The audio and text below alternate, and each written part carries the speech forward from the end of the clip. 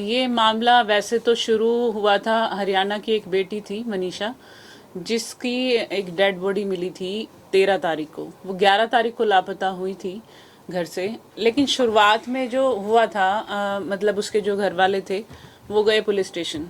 शुरुआती दौर में क्या हुआ, उसकी कंप्लेंट दर्ज नहीं करी गई, और जो पुलिस ने उनको रिस्पॉन्स दिया वो ये दिया कि कहीं चली गई होगी, किसी के साथ भाग गई होगी। ये शुरुआती जो बातें सामने आई थी वो हुआ था। उसके बाद क्या होता है, 13 तारीख को उसकी डेड बॉडी जो है एक खेत में पड़ी हुई मिलती है। उसके बाद प्रशासन के ऊपर भी काफ़ी सवाल खड़े हो गए थे कि अगर शुरुआत से जांच अच्छी रही होती तो शायद उस बिटिया को बचाया जा सकता था। लेकिन ये मामला बढ़ता गया। जब सुनवाई नहीं हुई, अब मेरा बच्चा है, उसकी सुनवाई नहीं होगी तो क्या होगा, मतलब मैं क्या कहूँगी कि मेरे जो है सुनवाई नहीं हुई, प्रशासन ने मेरी बात नहीं सुनी। ऐसे एक आदमी इकट्ठा हुआ, 2 आदमी इकट्ठे हुए, बढ़ते बढ़ते 4, 5, 10, 100 ऐसे लोग इकट्ठे हो गए। जैसे ही लोगों की भीड़ जमा होती चली गई, वहाँ पे कुछ लोग ऐसे भी आए जिनके सोशल मीडिया पे काफ़ी बड़े हैंडलर्स थे, मतलब अपने यूट्यूब चैनल थे और वो अपने चैनल चला रहे थे। ऐसे लोग भी वहाँ इकट्ठा हुए। उनमें से एक काफ़ी मतलब चलने वाला चैनल है संसार क्रांति के नाम से, शायद आप लोगों ने सुना भी होगा। तो वो क्या हुआ, उन्होंने वहाँ पे कवरेज की थी। जैसे कोई भी पत्रकार होता है, मतलब कोई सोशल मीडिया हैंडलर होता है, वो कहीं पे भी जाके एक कोई भी इवेंट को रिकॉर्ड करता है। उन्होंने भी वही किया, वो चीज़ें रिकॉर्ड कर रहे थे। अब रिसेंट में क्या हुआ है, उनके खिलाफ मामले दर्ज हुए हैं भिवानी थाने में, भिवानी पुलिस स्टेशन के अंदर, और उसमें कुछ एफआईआर में मेन बातें हैं जो हम डिस्कस करना चाहते हैं। उनके खिलाफ जो धाराएं लगाई गई हैं, एक लगाई गई है कह सकते हैं 353(2) की statement of conducing to public mischief. 505 ये पहले आईपीसी में होता था, अब जो है ये 353 हो गई। इसमें क्या है कि पब्लिक को गलत मतलब उन्होंने मिसचीफ किया है, गलत न्यूज़ छाप के या फिर गलत बातें बोल के, मतलब लोगों को बरगलाया है एक तरीके से। अब इसमें अगर हम बात करें तो पहली जो रिपोर्ट आई थी, वो बेटी की जो पहली रिपोर्ट आई थी, उसमें कुछ बातें ऐसी हुई थी। अब ये कंफर्म नहीं है कि वो उसमें लिखा था या उसको इंटरप्रेट किसी ने गलत किया, ये अभी तक कंफर्म नहीं हो पाया। लेकिन क्या बात है, उसमें यही लिखा हुआ था कि उनका गला काटा है, ऐसा इंटरप्रेट किया था कुछ लोगों ने भीड़ में इंटरप्रेट किया, और जो कर्मू देसी पत्रकार थे उन्होंने माइक लगा के वो बात चला दी थी। तो बेसिकली क्या था, किसी और की बात को वो कन्वे कर रहे थे, ये हुआ था वहाँ। तो इसमें उनके ऊपर जो धारा दर्ज हुई है कि आपने पब्लिक को गलत बात परोसी है, इस वजह से आपके खिलाफ ये मामला दर्ज हुआ है। लेकिन इसमें सोचने वाली बात ये है कि अगर एक पत्रकार कहीं पे जाता है, किसी इवेंट को रिकॉर्ड करता है, वहाँ पे जो चीज़ें लोग बोल रहे हैं वो उसको कवर कर रहा है, तो क्या उसके खिलाफ ये धारा बननी चाहिए? मेन क्वेश्चन इसमें अराइज होता है। दूसरी बात ये है, इसमें 196 भी लगी हुई है, 196 एक है ये। इसमें एक सुप्रीम कोर्ट की जजमेंट भी है।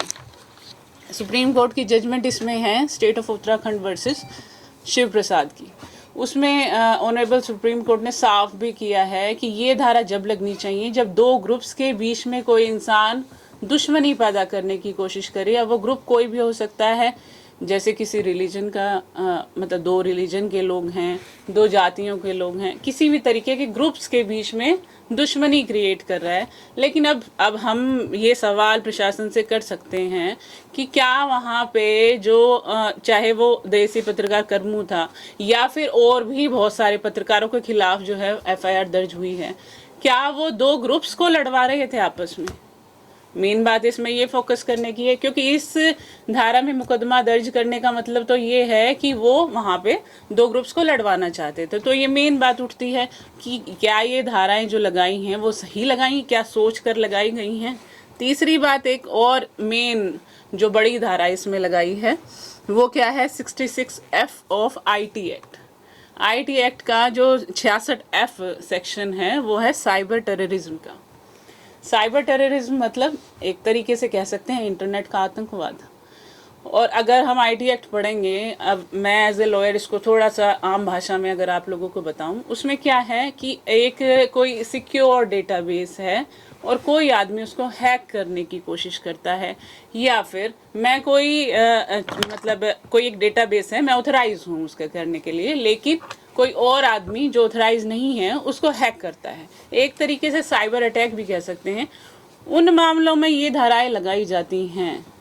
लेकिन अब कोई पूछे अगर प्रशासन से ये बात कि वो पत्रकारों ने कौन सा साइबर अटैक किया था जिसकी वजह से ये धारा जो है इम्पोज की गई, क्योंकि इसमें जो सज़ा है वो बहुत ज़्यादा है, लाइफ इम्प्रिजनमेंट की सज़ा है, और ऑब्वियसली फिर जमानत होना भी बहुत मुश्किल रहता है। लेकिन ये धारा लगाते हुए इसमें अगर फैक्ट्स देखें और हम आईटी एक्ट की अगर लैंग्वेज पे जाएं तो वो मैच नहीं करते इसके फैक्ट्स से। तो इस तरीके के गंभीर धाराओं के साथ जो पत्रकारों के ऊपर मामले दर्ज हुए हैं, एक पत्रकार जो है मेन जो अंदर हैं, अभी जेल के अंदर हैं, जुडिशियल कस्टडी में हैं, वो देसी पत्रकार करमू हैं, बाकी सब बाहर हैं, लेकिन एफआईआर में नाम उनके भी आए हैं, ऐसा सुनने में आया है। और उन लोगों ने कहा भी है कि हमारे खिलाफ भी मामले दर्ज हुए हैं। तो इसमें एक मेन क्वेश्चन ये भी है कि क्या अभिव्यक्ति की आज़ादी जो है वो छीनी जा रही है। दूसरी बात ये है, अगर फैक्ट्स पे जाएं, अब इसमें डिफेमेशन लगाया है, देखिए डिफेमेशन का एक सेक्शन लगाया 356(1), उसमें क्या है, मेरे खिलाफ मेरी मानहानि की है, मैं कंप्लेंट करूंगी तो मामला दर्ज होता है। अब ये पूछने वाला हो कोई प्रशासन से कि किसने मामला, किसकी मानहानि हुई थी और किसने मामला दर्ज कराया, उनको ये बताया गया, जो पत्रकार हैं उनको ये बताया गया कि कोई मध्य प्रदेश से डाक रिसीव हुई थी कंप्लेंट, उसके ऊपर जो है इन लोगों के खिलाफ मामले दर्ज किए गए। अब इसमें एक पॉइंट ये भी है कि जो शुरुआत जिसका बच्चा गायब था, जो वो बिटिया थी मनीषा, जो नहीं पता चल रहा था उसका, उस वक्त वो फिजिकली प्रेजेंट थे पुलिस स्टेशन में, उनकी सुनवाई नहीं हुई। लेकिन डाक से जो कंप्लेंट रिसीव हुई है उसके वजह से इतने लोगों के खिलाफ जो है एफआईआर दर्ज हो गई है। दूसरी बात है, अगर हम फैक्ट्स की बात करें, अच्छा इसमें एक और सेक्शन जो है इम्पोज हुआ है, वो 67A ऑफ आईटी एक्ट है। वो क्या होता है, सेक्सुअली एक्सप्लिसिट मटेरियल जो है कोई ट्रांसमिट करता है, कम्युनिकेट करता है या दिखाता है या पहुंचाता है, तब ये लगाई जाती है। अब इसमें फिर ये क्वेश्चन प्रशासन से पूछ सकते हैं कि सेक्सुअली एक्सप्लिसिट कौन सा मटेरियल उन लोगों ने ट्रांसमिट किया था जब वो कवरेज कर रहे थे। वो भीड़ जो थी, धरना जो लोगों ने किया हुआ था, वो बस उनको कवर कर रहे थे, तो वहाँ पे ये सेक्शन का क्या काम आता है, ये बात हो गई। दूसरा है एक breach of confidentiality and privacy 72 of IT act. अब कॉन्फिडेंशियलिटी की बात करें, ये इसमें एक मेन बात लिखी हुई कि अगर मेरी कंसेंट नहीं है और मेरी न्यूज़ को आप लोग, आप सभी पत्रकार हैं, आप लोग छापते हो मेरी कंसेंट के बिना, तो ये सेक्शन इम्पोज होता है। अब मानने वाली बात थी, मनीषा के बारे में जो न्यूज़ चल रही थी, उसके फादर साथ में बैठे हैं, उसकी फैमिली पूरी साथ में है, उन्होंने साफ तौर पे कहा है हमारी सुनवाई नहीं हो रही है और इसलिए वो लोग न्यूज़ कवर कर रहे हैं, तो इसमें ये सेक्शन का क्या काम आता है।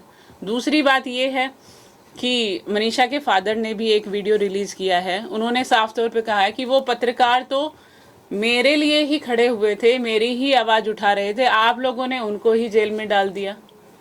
तो ये एक मेन बात जो है इसमें ज़रूर उठती है।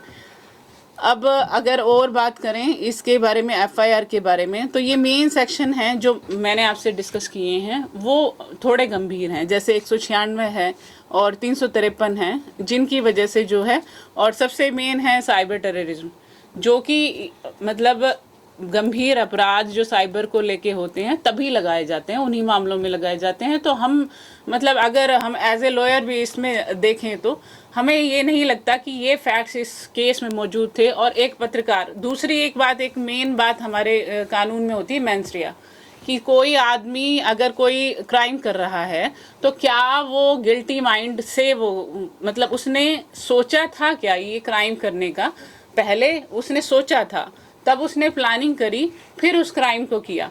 तो क्या जो पत्रकारों के खिलाफ मुकदमे दर्ज हुए हैं, उन्होंने सोच समझकर ये माहौल क्रिएट किया था कि उससे लोगों का नुकसान हो। तो वो क्या क्राइम करना चाहते थे, ये एक बेस है किसी भी क्रिमिनल को पकड़ने के लिए या उस पर एफआईआर दर्ज करने के लिए, ये एक बेस होता है। तो क्या उन्होंने ऐसा सोच के वहाँ इकट्ठा हुए थे कि हम लोग ये क्राइम को अंजाम देंगे? या क्राइम तो वैसे कुछ हुआ नहीं है, ना वहाँ कोई दंगे हुए हैं, ना वहाँ कोई लड़ाई झगड़ा हुआ है, ना किसी को चोट पहुँची है। जो भी हुआ है शांतिपूर्ण तरीके से वो लोग धरने में बैठे थे। शुरुआत क्यों हुई थी? और कि प्रशासन ने उनकी सुनवाई नहीं की थी। अगर शुरुआती ही दौर में अच्छी कार्रवाई रही होती तो इतने लोग वहाँ जमा ही नहीं होते। पहली बात तो मेन यही है। अब उसके बाद जो लोग जमा हुए हैं, अगर उनके खिलाफ ही मामले दर्ज हो जाएंगे तो फ्यूचर में कौन किसके लिए आवाज़ उठाएगा? सबसे बड़ी बात यही है। तो इसी के रिलेटेड हम ये चाहते थे इस केस की भी डिस्कशन हो जाए। आप लोग भी इसी चीज़ से हैं, पत्रकार हैं सब लोग, तो ये एक बहुत ही ज़रूरी मुद्दा है जिसको डिस्कस करना बहुत ही ज़रूरी है। तो ये डिस्कशन हम करने के लिए आज यहाँ इकट्ठा हुए थे।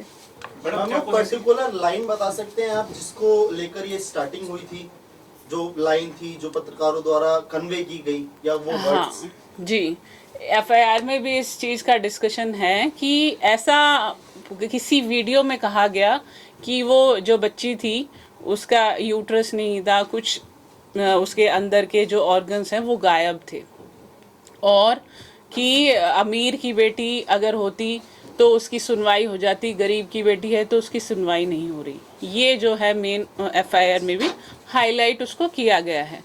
अच्छा, तो इसमें मेन बात एक और है, जैसे ही ये हुआ था, सारा मामला हुआ था, उसके बाद 13 तारीख को वो बच्ची की डेड बॉडी मिली थी, उसका जो मेडिकल हुआ था, अब वो इंटरप्रिटेशन किसी और ने किया था। वो माइक लगा रहे थे, वो पंचायत के अंदर जो लोग बैठे हुए थे वहाँ पे वो पढ़ी गई थी रिपोर्ट।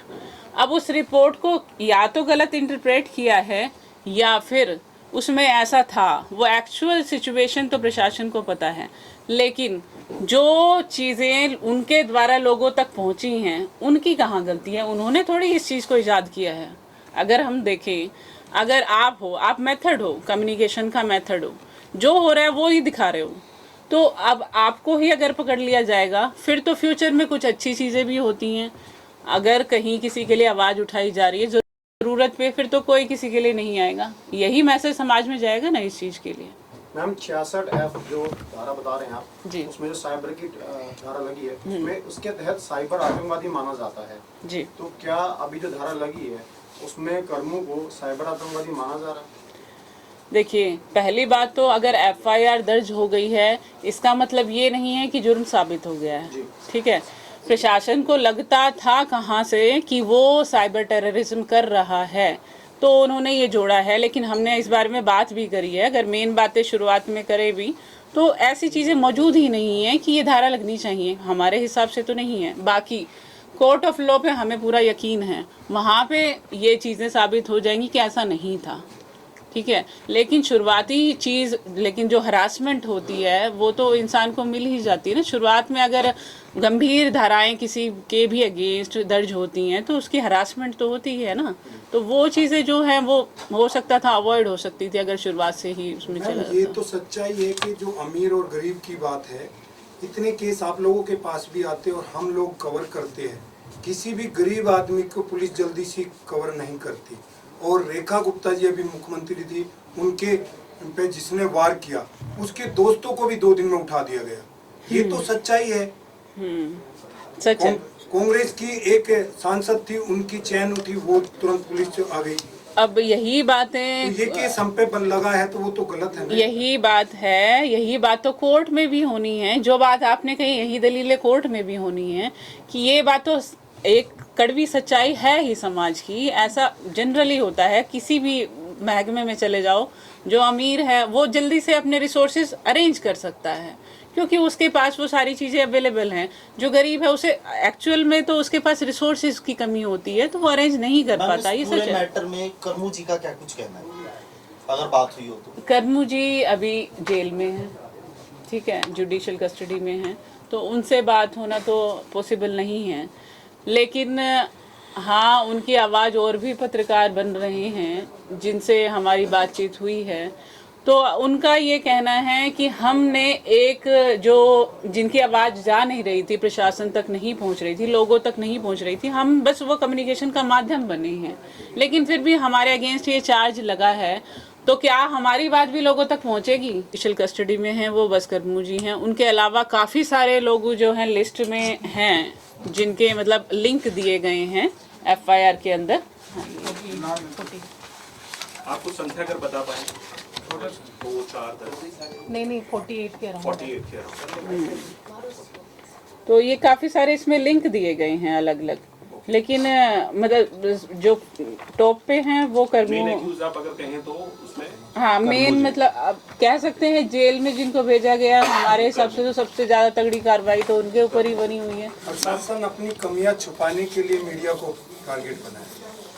अब देखिए, अगर हम फैक्ट्स देखें शुरुआत से, भाई एक आदमी है, उसका बच्चा चला गया है, ठीक है, किसी भी रीज़न से चला गया है, अगर शुरुआत से उसकी कार्रवाई इतनी अच्छी हो जाती तो ये सब ना होता, स्थिति कुछ और। ये स्थिति ही कुछ और होती। कौन वहां जाता? भिवानी में कुछ हो रहा है, हमें बीइंग ए लॉयर अगर हम बात करें, ये तो आपने सारी जो फैक्ट्स हैं आपने बता दिए, ये सब चीजें पब्लिक के बीच में जाएंगी, लेकिन जो असली लड़ाई है वो कोर्ट रूम में होनी है, कोर्ट में होनी है। बिल्कुल। वो आपको क्या लगता है, कितने आप प्रिपेयर हैं, कितनी तैयारियां हैं और कितना? बिल्कुल, कोर्ट रूम में जो होगा वो उनके फेवर में होगा, क्योंकि कोर्ट ऑफ लॉ में ये चीज़ें देखिए एग्जिस्ट नहीं करती। हाँ, क्योंकि ये है, हम कह सकते हैं न्याय देर से कभी कभी मिलता है, लेकिन मिलता ज़रूर है। हमारा कानून ऐसा है, और वो भी इसलिए है क्योंकि वो ज़रूरी है। कभी कभी ऐसा होता है जिसने जो नहीं किया होता वो भी फंस जाता है। लेकिन तो कानून में ये भी कहा गया कि देर से मिला हुआ न्याय वो न्याय नहीं कहलाता। हाँ, लेकिन मिलेगा ज़रूर, ठीक, थैंक यू। ये बात ज़रूर है।